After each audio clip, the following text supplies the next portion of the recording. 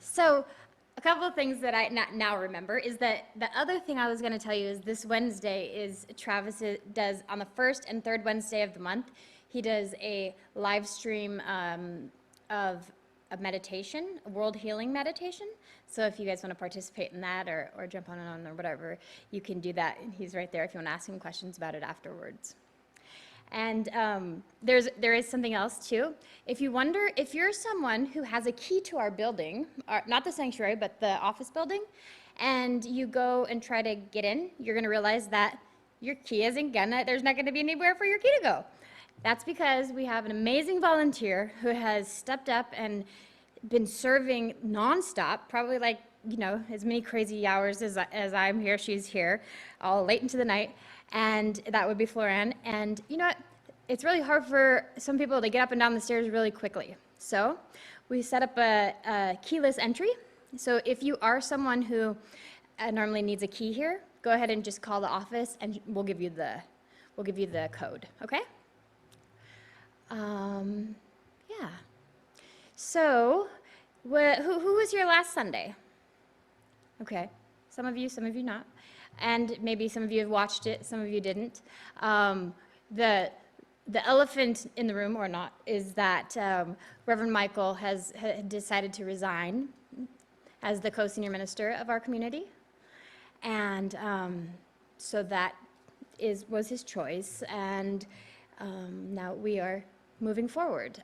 What I think is really fascinating is that we have decided to participate in the Center for Spiritual Living's global theme for this year and participate in their collective. They get a bunch of ministers together. We get a bunch of ministers together and create themes for the month, for the year, for the week. And this month's theme is a holy, holy uprising. So I know that we are going to feel different. I know that we're going to feel change is never comfortable, right? Nobody wants change unless it's the change they're choosing to make, right? But if it wasn't their choice, then it doesn't feel good. And so I want you to know that if I haven't gotten a hold of you and you'd like to talk, just call, or call the office and Floran will let me know, or somebody will let me know. And I'm here, and I'm not going anywhere. I'm here at least for 20 years. I mean, I'll only be 57 then, maybe 30, I don't know. We'll see. But, but I want you to know a couple different things. There's this narrative that Reverend Michael and I we played into because we wanted to serve each other and support each other.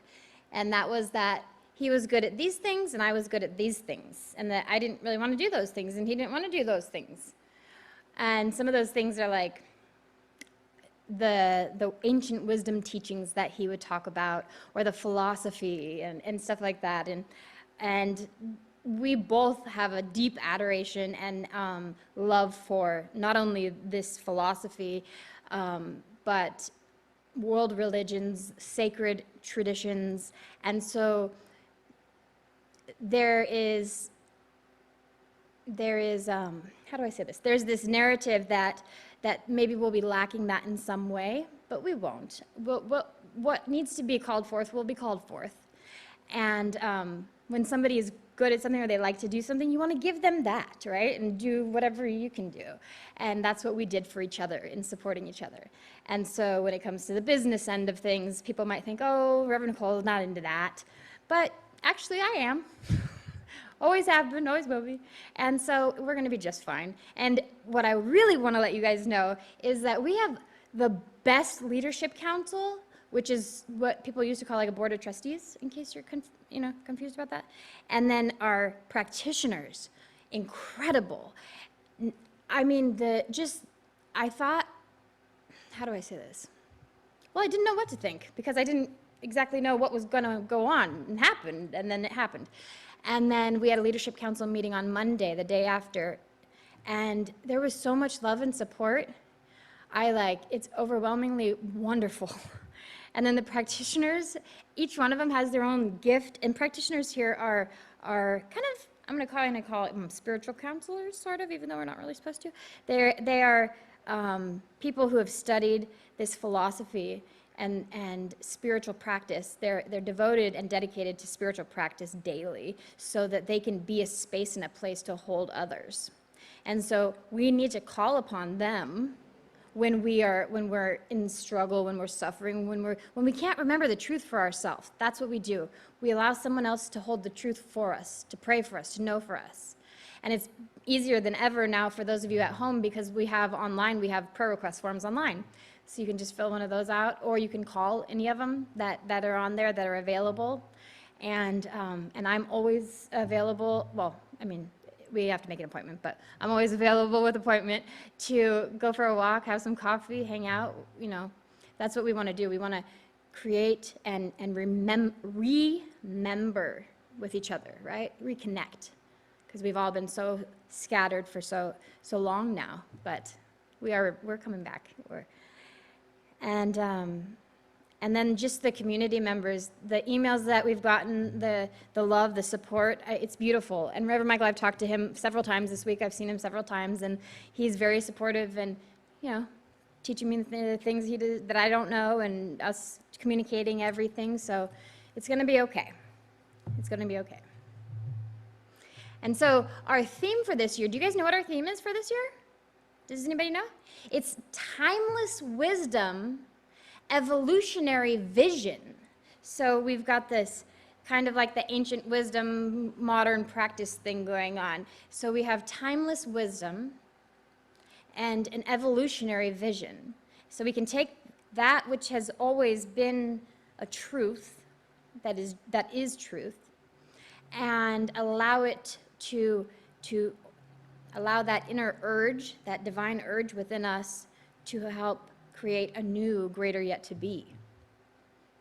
And in that sense, in that way, this month we are a holy, holy uprising, a holy, holy uprising. You see, and so all week, I don't know about you, Lindsay, but I've had this thought. Let me love in a holy, holy way. And then either that or what's the one? I'm standing in a presence on holy ground. And I'm reminded of that. I am standing in a presence on holy ground. Not this center, not this ground. Wherever we are is holy ground. And so that brings us to today's message, which is this adventure called life. This adventure called life. And what is life to be an adventure anyway? Well, from ancient wisdom, we know that even way pre anything that we can find, the very first thing we can find is ancient Egypt, and the things that they've written on the caves and the walls. And even in that sense, there's this understanding of a divine, of something good, of that. We're going to call it God. God means the ineffable, right? It's the thing that cannot be explained, or no words can really express what it is. So we call it this thing called life. And it's happening all around us, and it's happening in us. And so we get to experience this adventure of life, right? It's an adventure. And what's an adventure? Adventure is not always fun, right? Who's been on a scary adventure? Yeah. A scary adventure for me one time was this Easter Sunday. Yeah. So I think many of us forgot, including myself, that I have suffered from stage fright. And I remember in the beginning when Josh would be, mentoring me in speaking, he would say, "It's okay, Nicole, you can do it." And I'd have my throat would close and all this. It was so bad. And then Reverend Donna would have to talk me up. She's like, "You feel nervous? Just tell those butterflies, take formation, and let's go." And I'd have to really get myself pumped up, and or get very Buddhist about it, and this is not me, I'm detached. So my adventure on that Easter Sunday that just passed was, everything in my brain went mushy. I was like, wait, what? Where's the door? Get me out of here, right? Have you ever been on an adventure that you felt frightened? Yes, okay. So sometimes that's what it feels like. And what I also remember and know is that had I been prayed up, had I been centered in myself, which I was not at that very moment, had I taken those dang Kate Spades off and just put my feet on the ground, which is what I will do next time, so if you see me take my shoes off and stand there, that's what's going to happen. Had I done that, because I am a spiritual being, and sometimes we need to ground ourselves, I would have been in that space to be able to move forward in a holy, holy way, right? And so there's kind of 3 rules that Ernest Holmes talks about, and he talks about this spiritual self-reliance. And I really appreciated the way that he spoke about it. He's the founder of the Science of Mind philosophy that we study and practice here. And he says he read Emerson and Self-Reliance when he was 18, which I think is super awesome, but most 18-year-olds, I don't know. Some of the quotes that are in that essay, Self-Reliance, let me just read them to you real quick. They say some things like, nothing can bring you peace but yourself. We love that, right? Whoso would be a man or a woman must be a nonconformist. I like the silent church before the service begins better than any preaching. Amen. Yeah, and so we have this sort of, those are pretty understandable quotes, right? So we get it. Those are like the little jewels in there, but the rest of it can be a little bit heady. What I realize, though, is that what self-reliance is it is the reliance on the one self, the capital S self. Because if we believe that there is a unified field in quantum physics, if we believe that there is one mind that we're all thinking through, one life that we're all living through, then there must be one capital S self.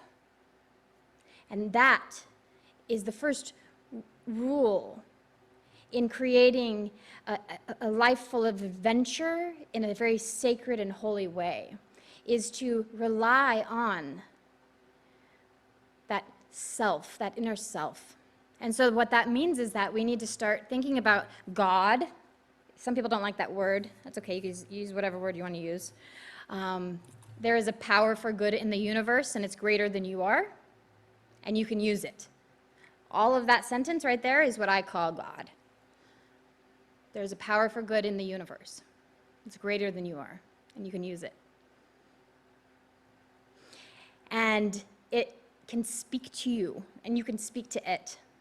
So it's what we kind of call communion, right? But we have to believe. We have to have faith that there is something greater than we are that put this planet in just this right spot away from the sun, just so it's cool enough and hot enough to create life in just this way. If we were any further away or any further closer, we would not have life in this way. How amazing is that? How amazing is that?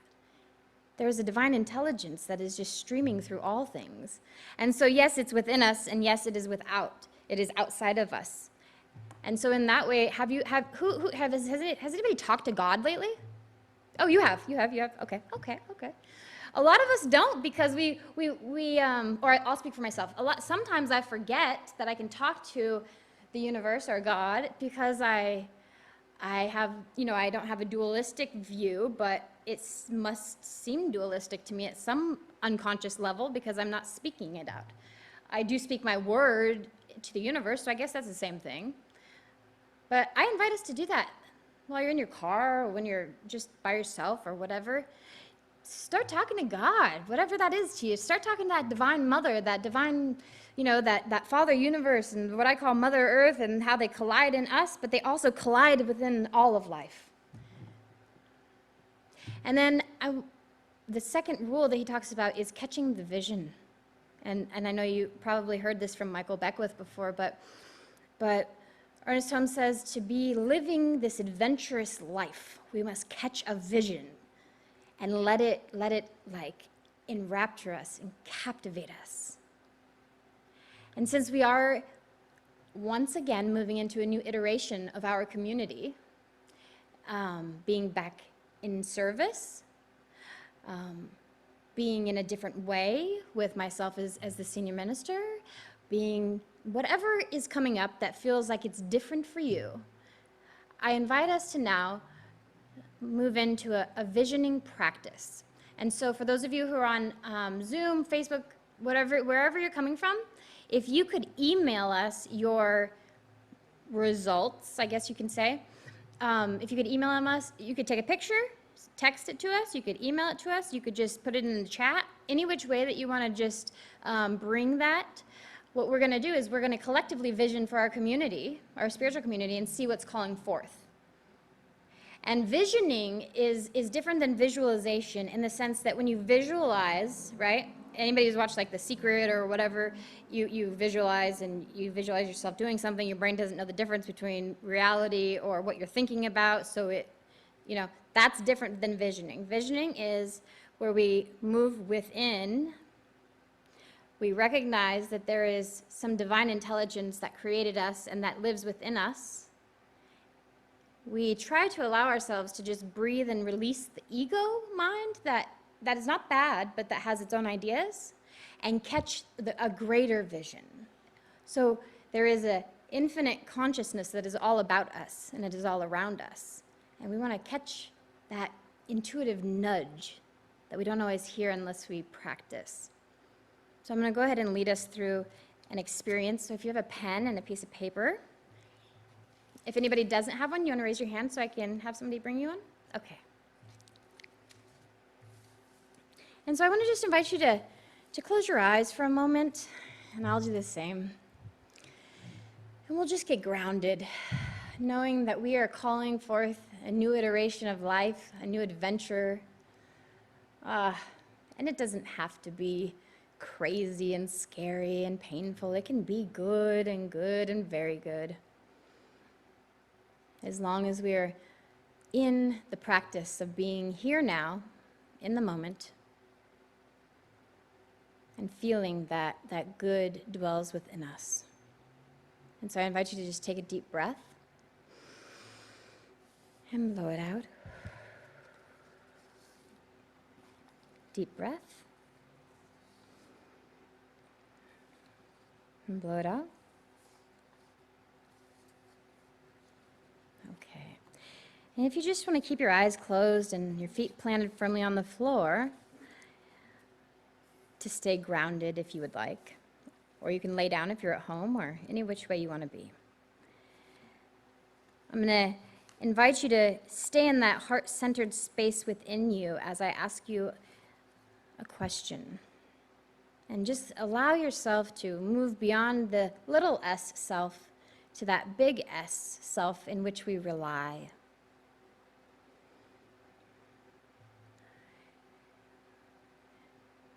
What is Spirit's grandest idea for our spiritual community? What is Spirit's greatest idea, grandest idea for our spiritual community? And what might come up might be a color, a number, it might be a picture, it might be a phrase, it might be a word. Whatever it is, just jot it down.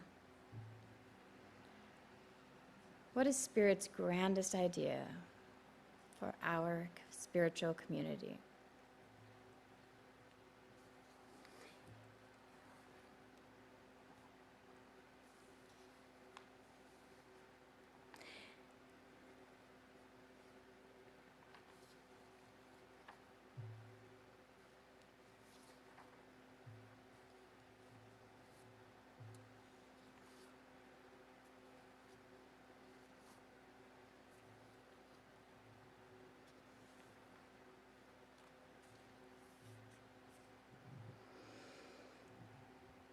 Now, what must we become, individually or collectively? What must we become in order to manifest this vision? Just take a deep breath, and no need to think about it. Just feel into it. And if nothing comes, that's okay. What is it that we must become in order to fulfill this vision, to manifest this vision?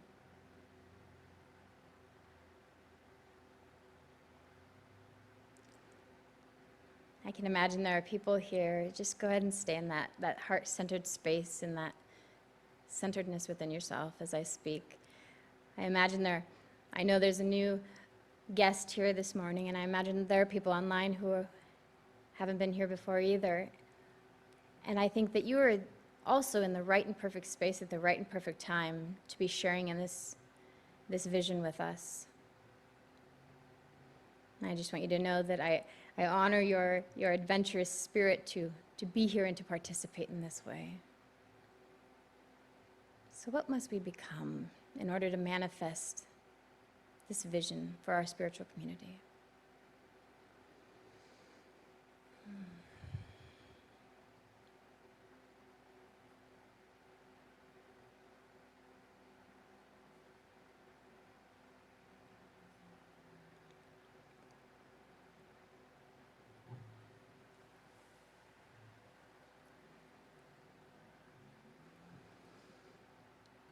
And now, I'll ask you another question, and just breathe into it. What must we release? What must I, the individual S, release? What must we collectively release in order to bring this vision about?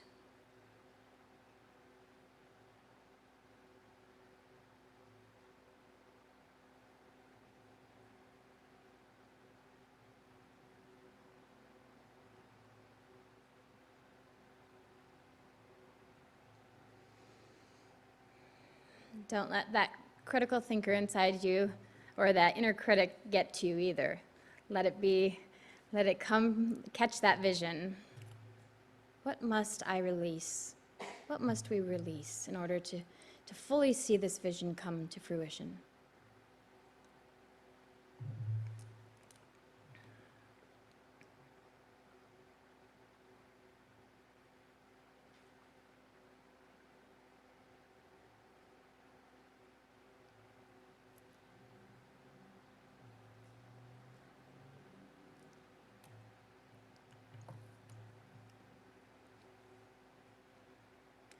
And now, what capacity, what talent, what do we already possess? What do we already have that supports this grander vision, this greatest vision for our spiritual community? What strengths, capacities, and talents do we already possess to make this vision reality?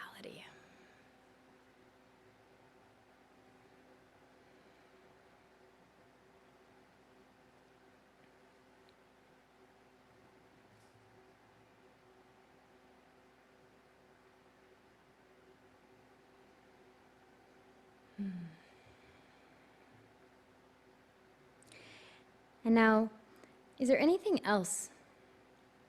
Is there anything else? We just ask Spirit, ask that divine intelligence, that consciousness that is collectively united right now. Is there anything else that I need to know right now? And just jot that down.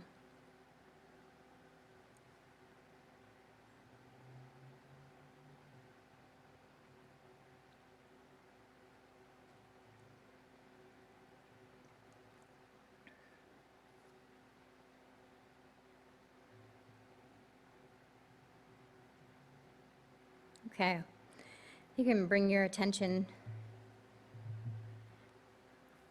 when you're complete back into the service. And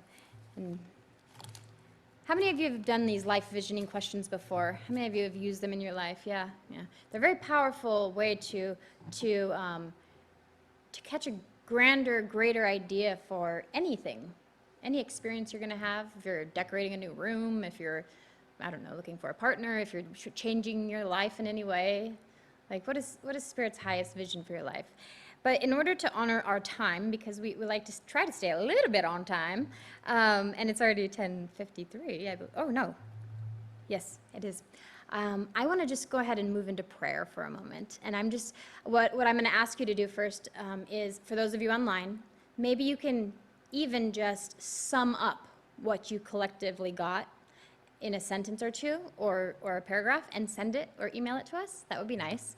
And for those of you here, if you want to sum it up, you can into your own thing. But if you wouldn't mind just dropping it off before you leave, so that we can create out of that. Okay, and so I just recognize I'm going to do a 5-step prayer treatment, a spiritual mind treatment, a affirmative prayer, whatever you want to call it. I'm going to know and recognize right now. I recognize that there is a power for good within me, and it is within you. It is within each one of us. And I recognize that I call this power God. I call it the divine. I call it spirit. I call it life. And it is good. It is beautiful. It is peace. It is power. It is poise. It is the center and circumference of our being and in our lives. There is no place where the divine intelligence is not 100%.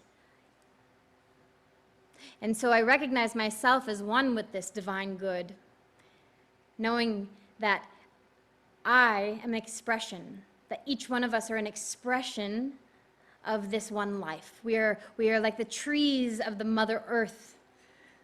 We are collectively expressing uniquely that center of consciousness in the mind of God. And so I know that collectively this vision comes forth, and that we cannot help but be rejoicing in this grander vision for our lives, for our communities, for our spiritual being.